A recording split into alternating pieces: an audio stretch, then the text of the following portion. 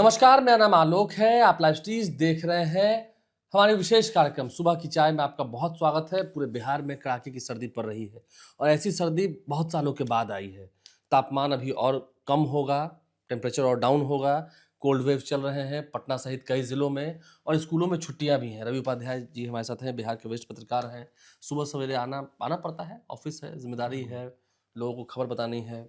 और अब नया साल भी आने वाला है। ये पूरा साल खत्म हुआ, विदा लेने को है। कल 31 मनाया जाएगा और फिर लोग नए साल की शुरुआत करेंगे। गुरुवार का दिन है, 1 जनवरी। लेकिन चलिए, आज मंगल है और अभी तो 2 दिन है इस साल में। बिहार में पॉलिटिकल घटनाएं भी हो रही हैं। पहले बात थोड़ी ठंड पर करते हैं। ठंड तो काफ़ी बढ़ा हुआ है और अभी आ रहे हैं तो बिल्कुल। थोड़ा लोगों को सतर्क भी रहना होगा। निश्चित रूप से देखिए, नए साल के जश्न में ही लोग दिखाई पड़ रहे हैं हम्म। और तमाम होटल, तमाम बड़े-बड़े मॉल में आप देखिए कि क्या व्यवस्था की गई काफ़ी है। भीड़ होती है। हाँ, काफ़ी भीड़ 31 की रात में आपको दिखाई पड़ेगा। लोग पटाखे हाँ, फोड़ेंगे, तो जश्न ये मनाएंगे। आज 30 तारीख है, माने कि कल आपको दिखाई पड़ेगा। हम्म। और ये पूरा जो है सो उत्साह के माहौल में, तो लेकिन थोड़ा ठंड है, थोड़ा-सा बच करके, ऐसा नहीं कि उत्साह में आपको कोई शारीरिक रूप से क्षति हो जाए। हम्म। ये सबसे बड़ी बात है। और क्योंकि तापमान लगातार गिर रहा है और कड़ाके की ठंड पड़ रही है, भीषण ठंड है। आपको ट्रेन, प्लेन सब कुछ जो है सो अपने समय, निर्धारित समय से विलंब से चल रही है। सड़क पर भी हम लोगों को चलने में परेशानी हो रही है, दिन हो चाहे रात हो। अब सब लोग घर के अंदर है और इस समय हम लोग बाहर में देखिए समाचार बोलने के लिए, समाचार की आपको जानकारी देने के लिए लाइव सिटीज के व्यूअर्स को हम लोग निकल पड़े हैं। हाँ, हम लोग भी गर्म कपड़े पहन के आते हैं और बिल्कुल। क्योंकि ऑफिस में टेम्परेचर तो नॉर्मल है, इसलिए चलिए अब खबरों के सिलसिले को बढ़ाते हैं। बात हम करेंगे विजय सिन्हा की। बिहार के डिप्टी सीएम है विजय सिन्हा। कल कल उनका सहरसा में भी फिर कार्यक्रम होना है, जनसंवाद वाला। बिल्कुल। सभी सीईओ को बुलाए जाएंगे, सभी कर्मी बुलाए जाएंगे, कर्मचारी भी बुलाए जाएंगे, अधिकारी भी बुलाए जाएंगे। नहीं देखिए, सहरसा में जो कल जो कार्यक्रम है विजय सिन्हा का, जो उप मुख्यमंत्री हैं, राजस्व एवं भूमि सुधार मंत्री हैं, लगातार वह जिला में करीब करीब घूम रहे हैं। आप मुजफ्फरपुर देखे, लखीसराय देखे, पटना देखे, सब जगह घूम रहे हैं। तो इसी क्रम में वह सहरसा जाएंगे और सहरसा के प्रेक्षागृह आपको वहां पर 2 सीटिंग चलेगा। 31 तारीख को पहली सीटिंग में आपको जनता से संवाद होगा। उसके बाद सेकेंड हाफ में जो जो कार्यक्रम है वह राजस्व कार्यों की समीक्षा, जो रेवेन्यू डिपार्टमेंट का कार्य है, वह तमाम अधिकारियों के साथ बैठ करके, जो अंचलाधिकारी हों या डीसीएलआर हों या उप समाहर्ता स्तर के साथ बैठ करके वो रिव्यू करेंगे कि क्या है, क्या मसले हैं और क्या आम आवाम को तकलीफ हो रही है। इस पर रिव्यू करेंगे और कैसे वो देखिए पूरी ट्रांसपेरेंसी, पूरी पारदर्शिता बरतने के लिए विजय सिन्हा एकदम कमिटेड हैं और उस लाइन और लेंथ कह लीजिए या उस लाइन पर वो चल रहे हैं। और वो चाह रहे हैं कि यह झोल झाल मकड़ झाल जो चल रहा था राजस्व एवं भूमि सुधार विभाग में, उसकी पूरी तरीके से उसको समाप्त कर दिया जाए। तो ये उसका एक मिशन मोड में वह काम कर रहे हैं। वो काम कर रहे हैं, बिल्कुल मिशन मोड में चल रहे हैं, काम कर रहे हैं। और अब तो राजस्व भूमि सुधार विभाग का एक नया आदेश भी आया है, बता रहे बिल्कुल। थे, फरमान आया हाँ, है। नहीं देखिए, ये एक राजस्व एवं भूमि सुधार विभाग की ओर से एक बड़ा मसला पकड़ा गया है। विजय सिन्हा के का विभाग है राजस्व एवं भूमि सुधार विभाग। फिर से हम याद करा दें, मुजफ्फरपुर का कांटी है। मुजफ्फरपुर के कांटी में राजकीय बीज गुणन प्रक्षेत्र है। उसका जो जमीन है, उसका जो है वह निजी व्यक्ति को हस्तांतरित, ट्रांसफर हो जाने का, माने अब कैसे हुआ, दाखिल खारिज उसके नाम से हो गया। अब आप समझ लीजिए, दाखिल खारिज हो गया। यह सरकारी भूमि है, यह किस तरीके से यह दाखिल खारिज हुआ, यह तो इसी पर विभाग की ओर से या विजय सिन्हा डिप्टी सीएम की ओर से कड़ा सख्त आदेश जारी किया गया कि यह इस तरीके का जो है सो बर्दाश्त नहीं किया जाएगा। झोल झाल जो मकड़जाल हम कह रहे हैं सो, और सरकारी भूमि के साथ किसी भी नियमों की अनदेखी बर्दाश्त नहीं की जाएगी। और ऐसे में जो मामला है, वह जो इसमें अधिकारी, पदाधिकारी हैं या फिर जो लाभार्थी हैं, जो बेनिफिशियरी हैं, बेनिफिशियरी कहने का मतलब कि जो उस जमीन का दाखिल खारिज किया है या करवाया है या कैसे हुआ, उस समय उनको कानूनी जद में आएंगे।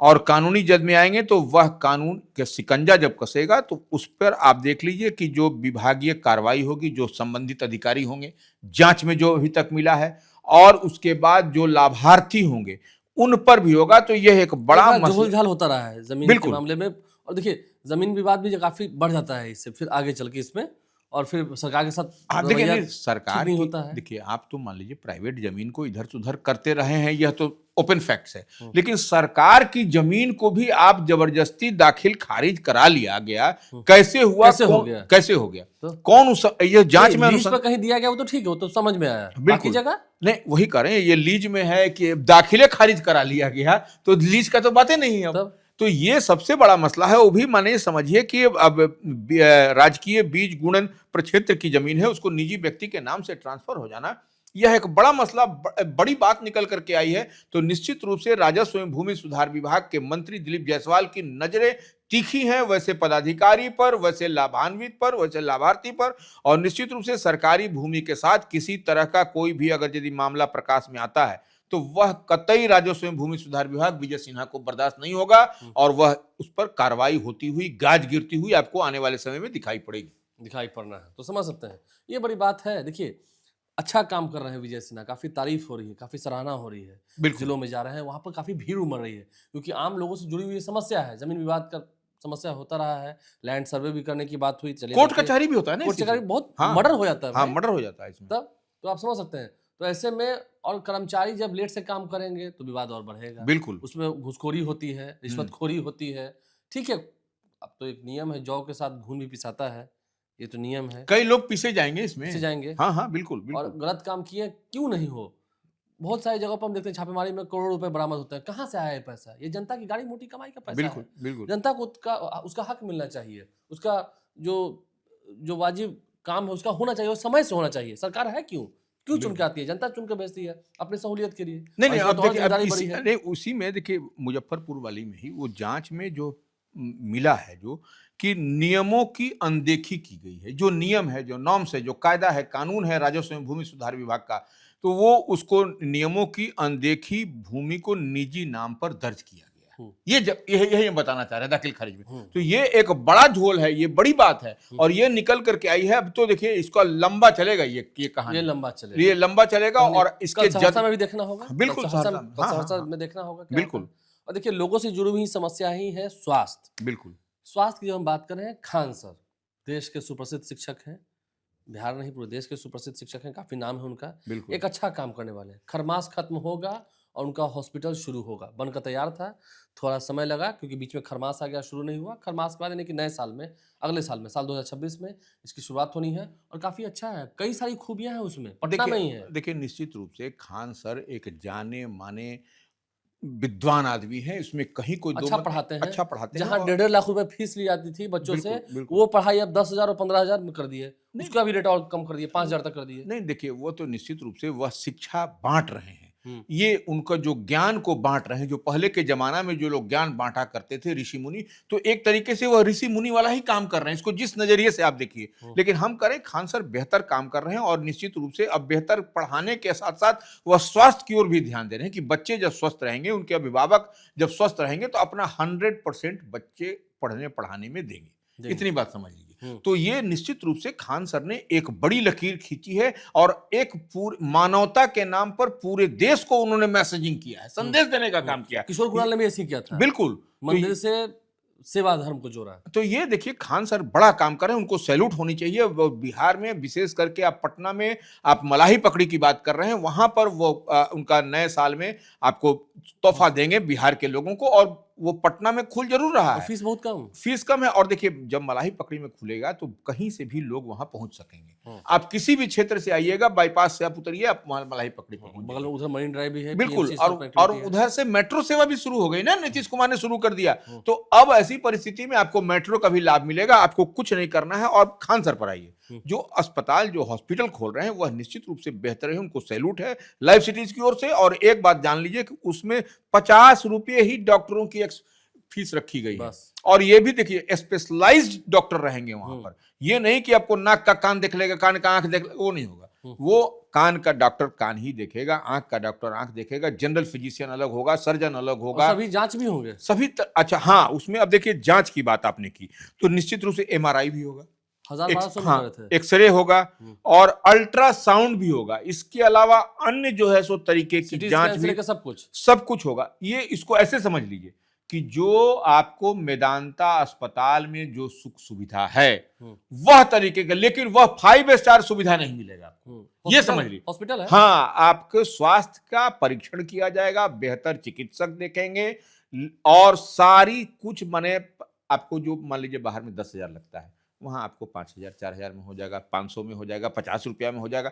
तो इससे बड़ा सौगात जो सरकार को देनी चाहिए वह निजी तौर पर दे रहे हैं। और बोला ये कि सबसे बड़ी बात जो है। पैसा आएगा उसी से हॉस्पिटल का मेंटेनेंस होगा। और क्या? बिल्कुल बिल्कुल, ये और बड़ी यहाँ से बात लोग है। जाएंगे, गरीबों का एक बड़ा आश्रय हो जाएगा, सहारा हो जाएगा। गरीब और अमीर की बात नहीं है, देखिए यह इतना बड़ा दिल, सेवा परमो धर्म। हाँ, ये सबसे बड़ी बात है। और देखिए गांधी जी, अगर यदि अब हम लोग के बीच में नहीं रहे राष्ट्रपिता महात्मा गांधी, लेकिन गांधी जी के सिद्धांतों पर वह चलते हुए दिखाई पड़ रहे हैं। ये बेहतरीन सबसे काम कर रहे हैं, बिल्कुल सराहनीय काम कर रहे हैं। बिल्कुल और इस काम को सैल्यूट करेगा पूरा बिहार, नहीं पूरा देश। और बिल्कुल। तो कह रहे थे कि आगे हम 5-5 हॉस्पिटल खोलेंगे निश्चित आने रूप वाले कुछ वर्षों में, हार्ट के लिए अलग से, किडनी के लिए अलग से, तो ये हम कराएंगे। और अच्छे, देखिए अच्छा इरादा है तो उनको ऊपर वाला कामयाब भी करेगा, बिल्कुल। ऐसी हमारी शुभकामना है। नया साल भी आ रहा है।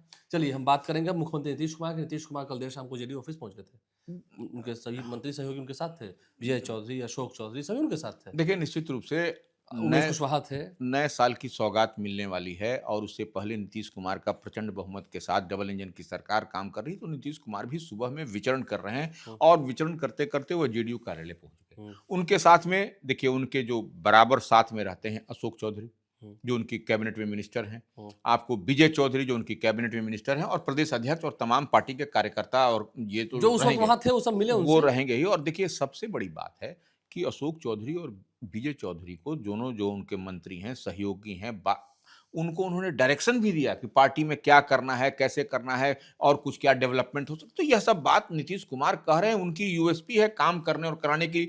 भीषण ठंड में देखिए सब लोग अपने अपने घर में है लेकिन वो घूम रहे हैं, ये सबसे बड़ी बात और है। नहीं, कई जो कार्य योजनाएं चल रही हैं, जो बिल्कुल, उसका मेट्रो भी का रिव्यू काम कर है रहे हैं। या अच्छी सड़कें जो बन रही है उसका भी निरीक्षण वो करते हैं दिन में बिल्कुल जाकर। बिल्कुल बिल्कुल जहां जहां काम रुका हुआ है वो देखते हैं जाकर, क्यों रुका हुआ, क्या पैसा की तो कमी है नहीं, बिल्कुल। पैसा लीजिए, काम कराइए और जल्द काम कराइए।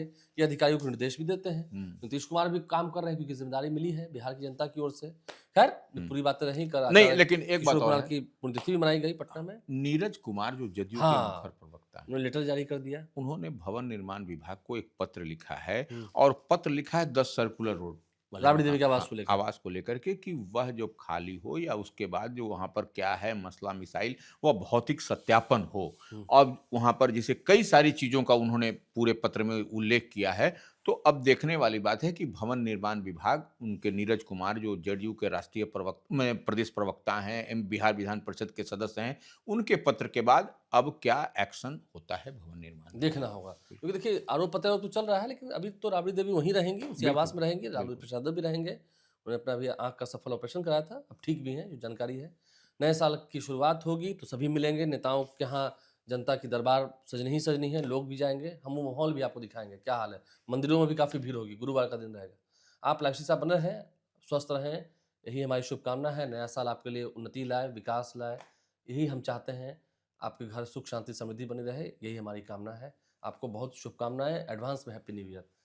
लाइफ चीज तो दिखाएगा ही आपको 1 जनवरी को कैसा माहौल है पटना में, पार्कों में, चिड़ियाघर में, सभी जगह पर हर्षोल्लास रहेगा। सड़कों पर भी सुरक्षा व्यवस्था होगी, प्रशासन ने पहले से तैयारी कर रखी।